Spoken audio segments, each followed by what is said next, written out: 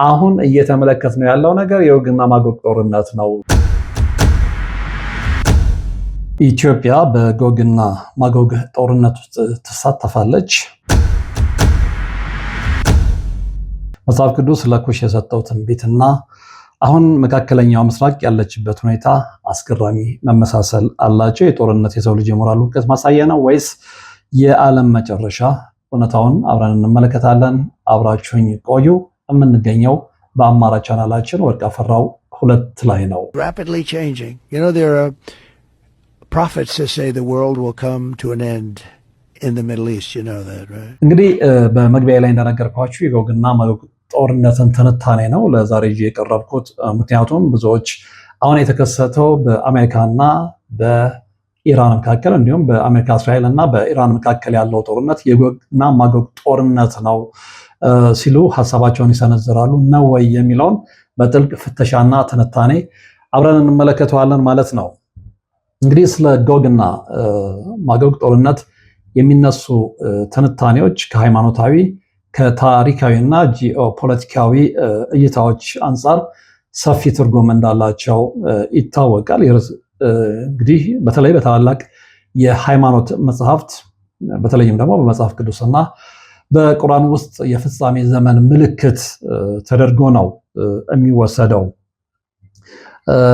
ከሃይማኖታዊ መሰረታዎች እንግዲህ ስንጀምር በክርስትና ወይም ደግሞ በመጽሐፍ ቅዱስ በተለይም ደግሞ በትንቢተ ሕዝቅኤል ምዕራፍ 38 እና 39 እንዲሁም ደግሞ በዮሐንስ ራእይ ምዕራፍ 20 ላይ ተጠቅሷል።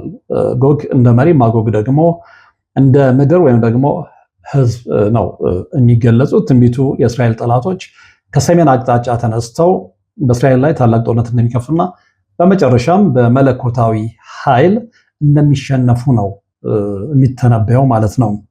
እንዲህ በእስልምና ወይም ደግሞ በቁርአንም ስንመለከት የጁጅ እና ማጁጅ ተብለው ነው የሚጠሩት። እንግዲህ በሱረቱል ካህፍ ላይ ዙልቀርነያን የተባለ ንጉስ እነዚህን ወራሪ ህዝቦች ከታላቅ ግንብ ጀርባ እንደዘጋቸው ይናገራል።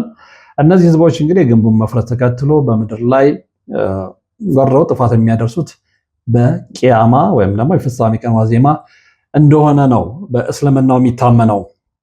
እንግዲህ ብዙ ተመራማሪዎች ጎግና ማጎግ እነማን ናቸው የሚለውን ጥያቄ ለመመለስ ጥረት ያደርጋሉ።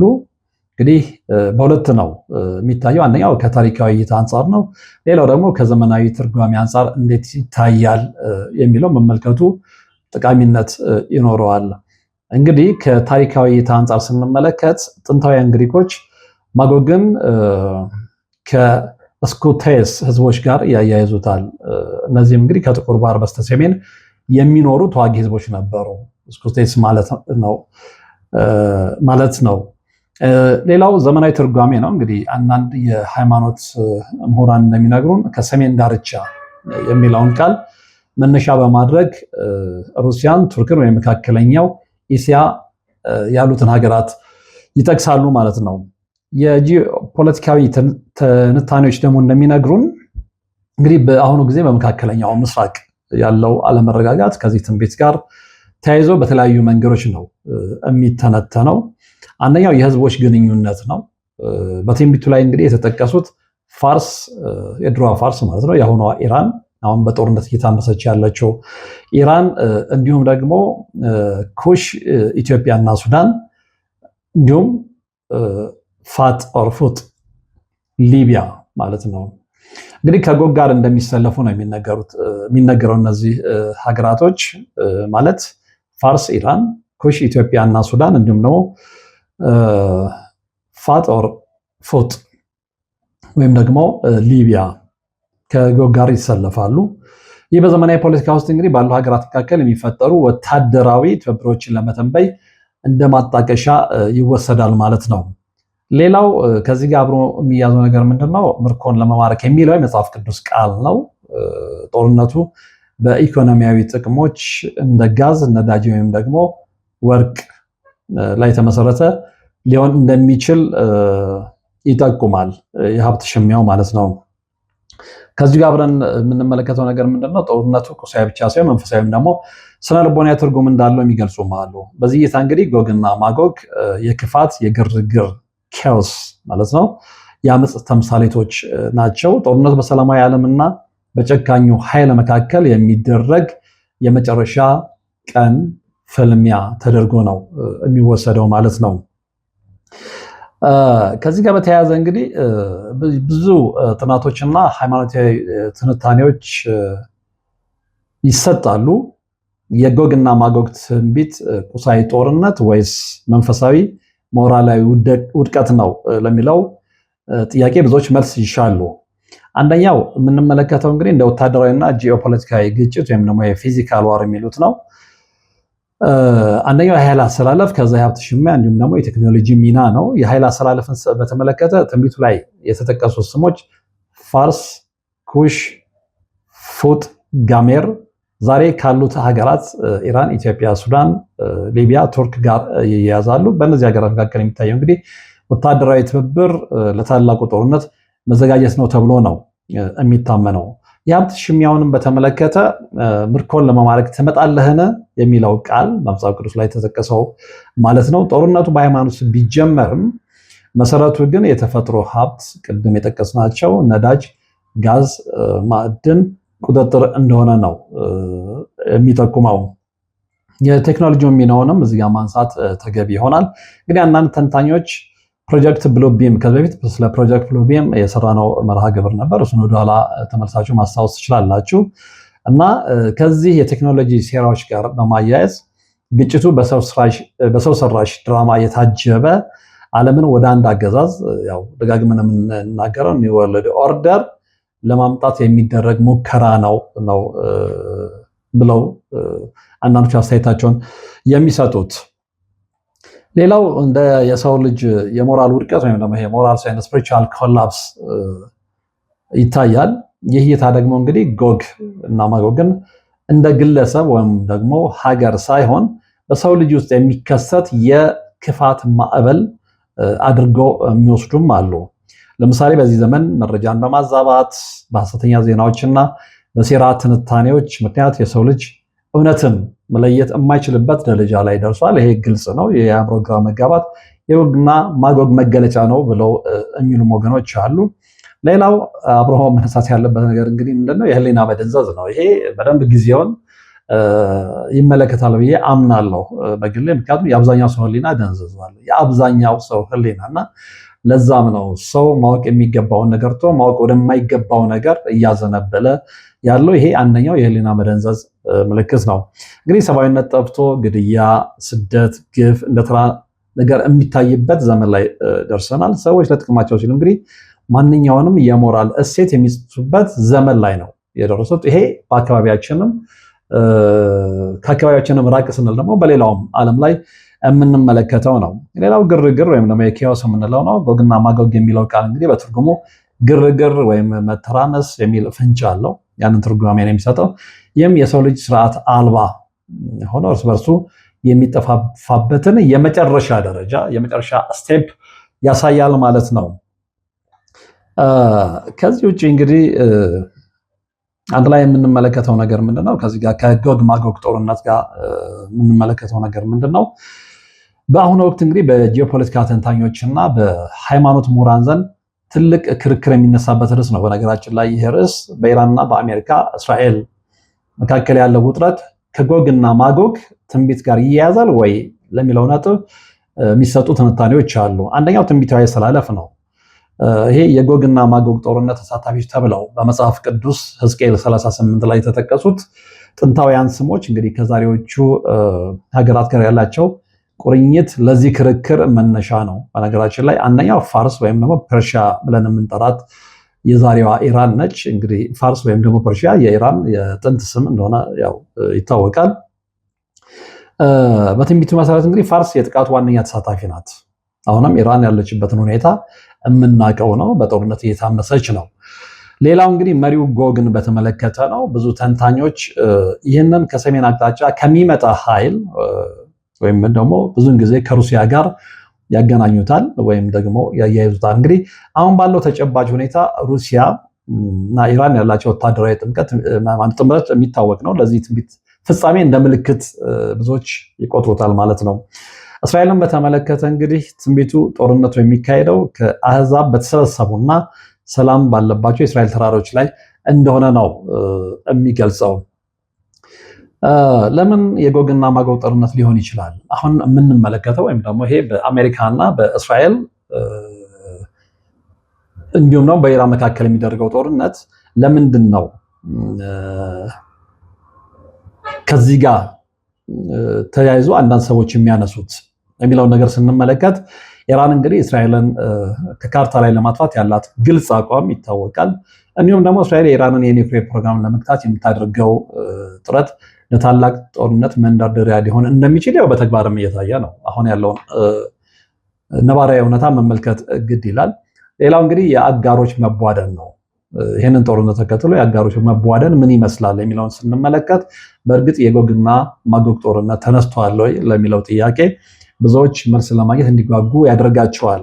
እንግዲህ በኢራን ዙሪያ ያሉ ኃይሎች ሂዝቦላ፣ ሁቲና ሶሪያ እንዲሁም ደግሞ በሌላ በኩል አሜሪካና ምዕራባውያን ለእስራኤል ያላቸው ድጋፍ ትንቢት ላይ የተጠቀሰውን የብዙ ህዝቦች ስብስብ ያመላክታል እና ከዚህ ላይ ተነስቶ እንግዲህ ብዙዎች ለምን ገና ሊሆን ይችላል የሚለውን ስንመለከት የምናገኛቸው እውነቶች ወይም ደግሞ ፋክቶች አሉ ማለት ነው። አንደኛው የሰላሙ ሁኔታ ነው።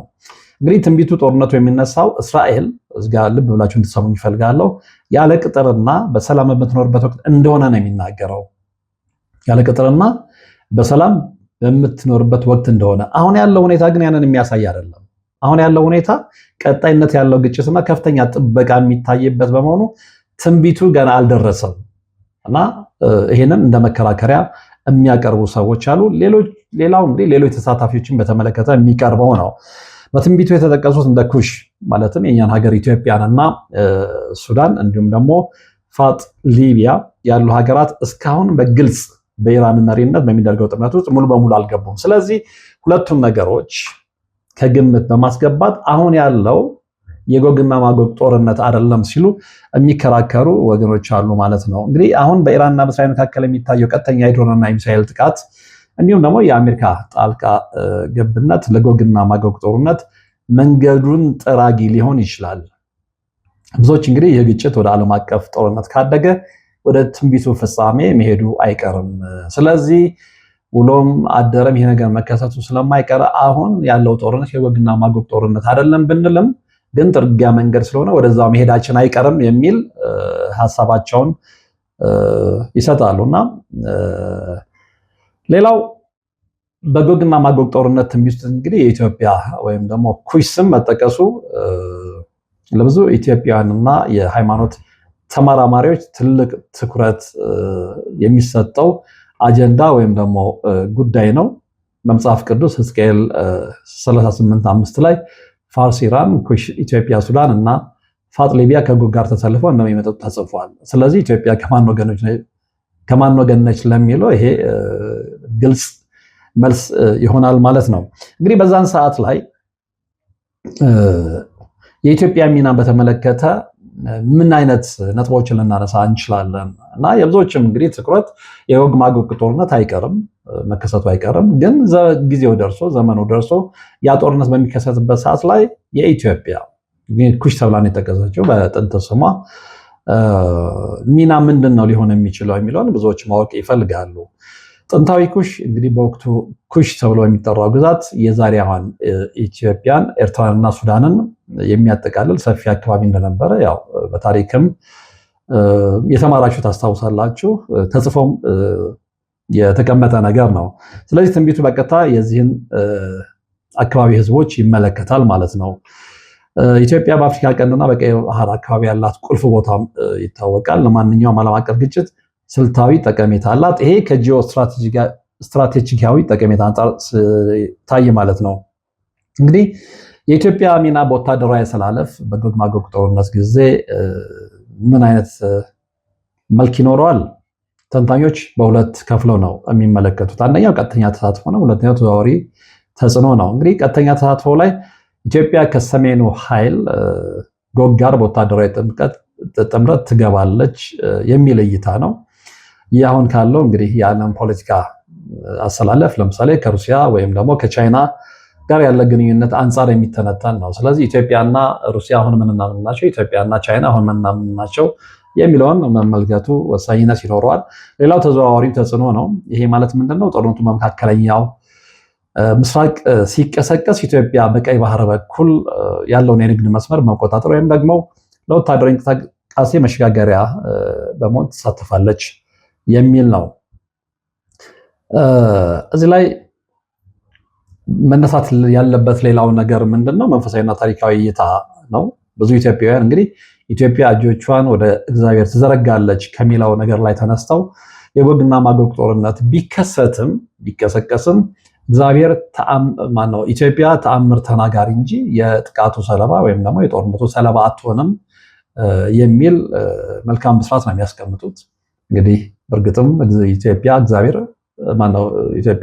እጆቿን ወደ እግዚአብሔር ትዘረጋለች እና መለኮታዊ ጥበቃ ይደረግላታል። ይሄ ምንም የሚያጠራጥር ነገር አይደለም። ለአንዳንዶች ባይዋጥላቸውም፣ በተለይ ለኢትዮጵያ ጥላቶች ባይዋጥላቸውም፣ እናም በጎግና ማጎግ ጦርነት ወቅትም እንግዲህ ኢትዮጵያ የጥፋቱ ተካፋይ ሳትሆን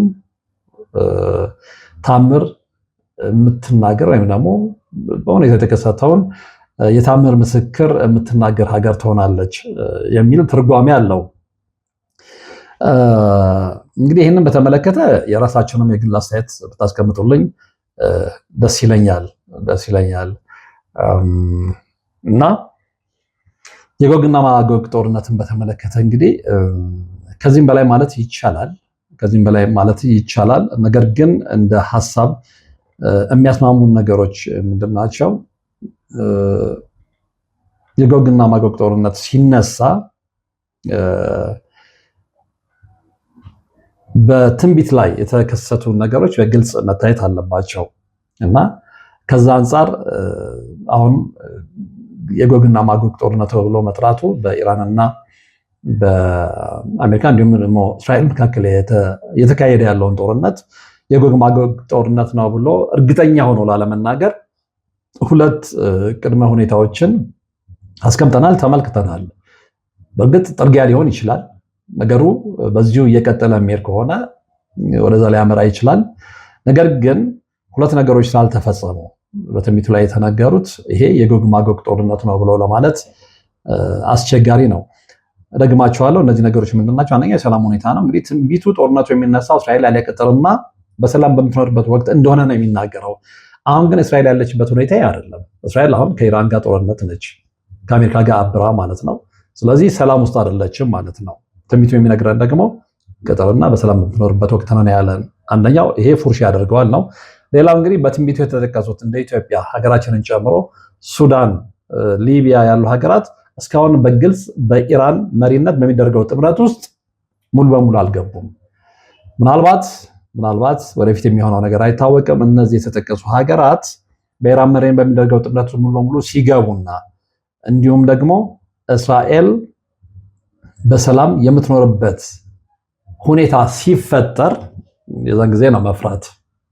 ግን ከመፍራቱ ባሻገር እግዚአብሔርን በጸሎት እስከ መጨረሻው ጸንቶ የሚቆም ይድናል ስላለ መጽሐፉ እውነቱ ያንን ስላለ ከመፍራትና ከመሸበር ይልቅ እንግዲህ በንስሐ ታጥቦ ተዘጋጅቶ መጠበቅ ምንም አማራጭ የሌለው ጉዳይ ነው ብዬ በግሌ አምናለሁ። ይህንን በተመለከተ የግል አስተያየታችሁን ብታደርሱኝ ደስ ይለኛል። በሀሳብ መስጫው ሳጥን ላይ የግል አስተያየታችሁን አቅርቡልኝ። እንግዲህ ለዛሬ ወደ እናንተ ይሆናል፣ ይመጥናል፣ ወቅታዊውን ነገር ያሳያል ብዬ ያመንኩበት ርዕሰ ጉዳይ የተከታተላችሁት ነበር። በቀጣይ በሌላ መርሃ ግብር እንገናኛለን።